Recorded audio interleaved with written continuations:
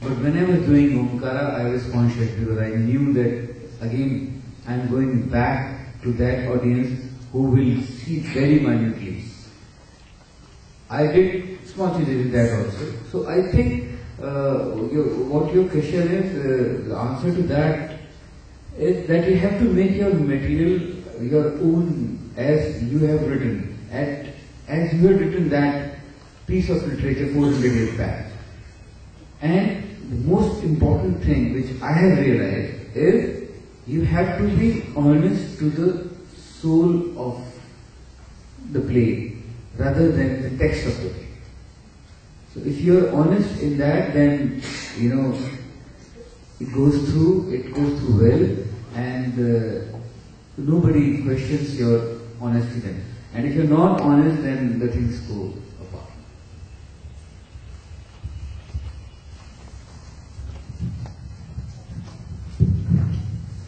Sir, we know that movies are an instrument to impact youth of the nation, and great filmmakers like you and Anurag Kashyap are nowadays making movies on more mature and sensitive topics. So, sir, I want to ask that, do you see the face of the Indian film industry changing in the next decade away from the stereotyped romantic movies to more mature and sensitive issues? I think it's already changed. We are in the best of times as far as Indian cinema is concerned, because in today's time, a film like Rowdy Rati does well, and at the same time, Devdi does well. So we are in the best of the times, We are fortunate to be part of this movement where, both kind of cinema is going hand in hand, and they are working. Burfi, a film like Burfi, which is like not very mainstream commercial film, but it works well on the box office. And I think from here, because we now get exposed to outside cinema also, and you are exposed to cinema on the click, on a figure. So that's how it all started changing. Otherwise, just 8-10 years back, even a film like Maqbool, as I was telling, that nobody wanted me to make Maqbool. It was so difficult for me to get that film to the screen. So suddenly the revolution has come again, which Bhubaneswar lacks is the multiplex.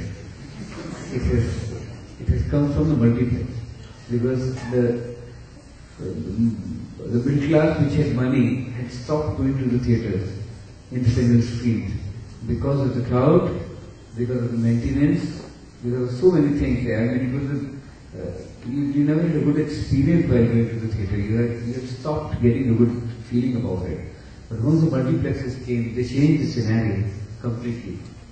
It's like now going to a picnic. Instead of a picnic, you can go to a multiplex, eat there, see a film, buy some clothes, and come back.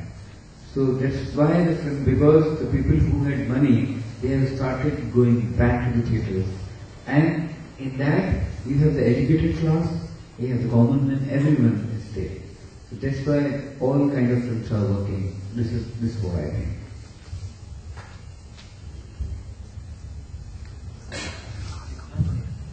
Good evening, sir.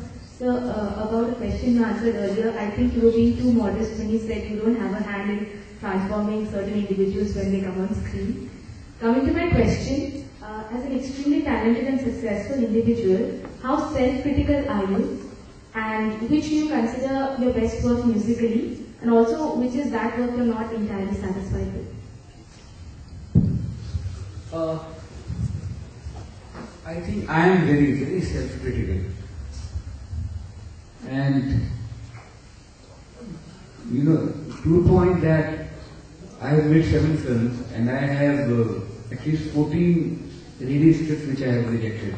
I worked on them for 6 months or 1.5 years and then threw them out. Like in songs also, now I have the luxury to, earlier I didn't have that kind of luxury.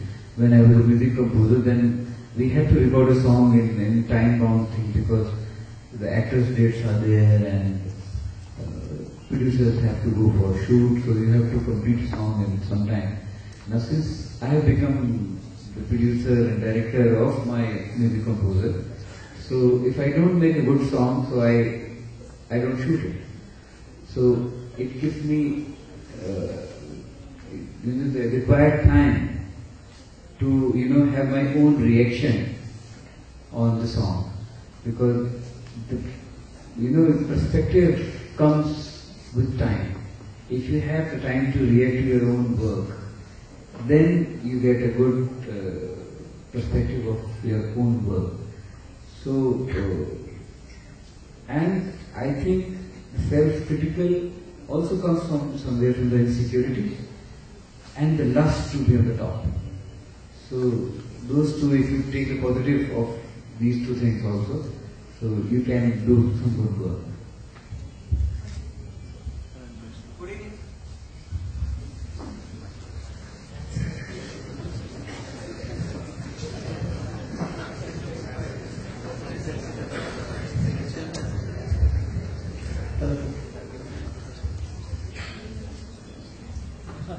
Yeah. Sorry. Sir, just giving answer to the lady. Just got reminded, few months back I was hearing a narration on Panchamla, the autobiography of Panchamla, and it was being narrated by XIMB from All India Radio, and he had mentioned you over there. So just wanted to hear. Who mentioned me? The All India Radio narrator. Okay. So, and over there in the context that you had learned a lot of things from Panchamla, and during the 1942 love story, which was the memorable performance of Panchamla, you had,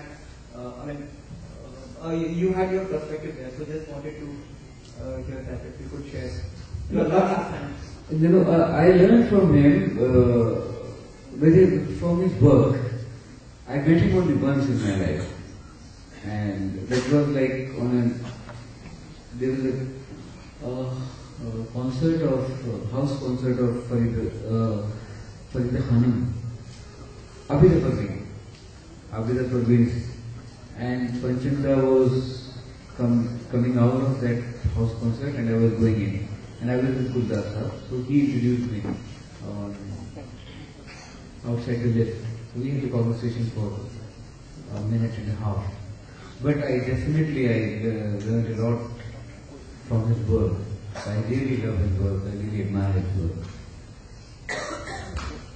Good evening, sir. Sir, there are a lot of independent movies which may be made on a small budget, but unfortunately they are not able to reach out to the intended audience because the movie makers may not know how to promote it using the right medium, or they may not have the budget to take it to prestigious film festivals. So what are production houses and distribution houses doing to encourage and mentor such talent? But I think now you have internet to share. So many films are just released on internet, and if they are good, if you have done a good work, it will definitely come in light. People will see it, and people will appreciate that. So, or you learn the craft through how to con the production houses and get your things done. This is what a filmmaker has to do, You have to sell good things by saying that it's a very masala thing, it will work. And I really learned that.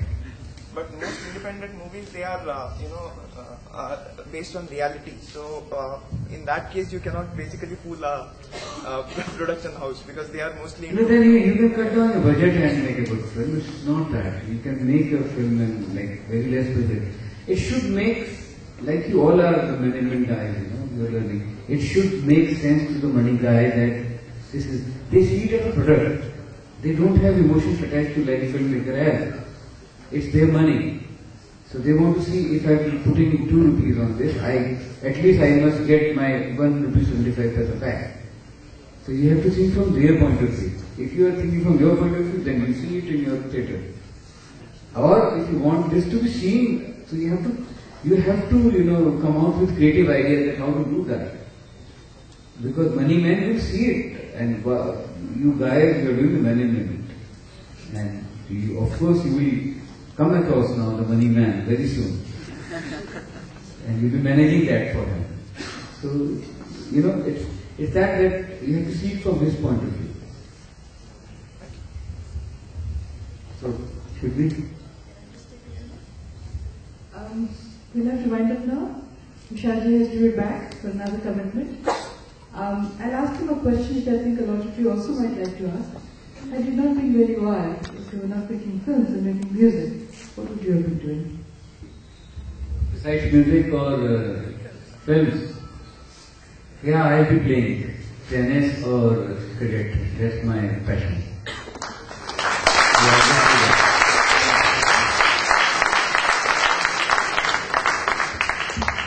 So I'm really glad that we shot down the opportunity of bringing you here to campus and we got you here, because I'm sure everyone present over here today had an amazing experience.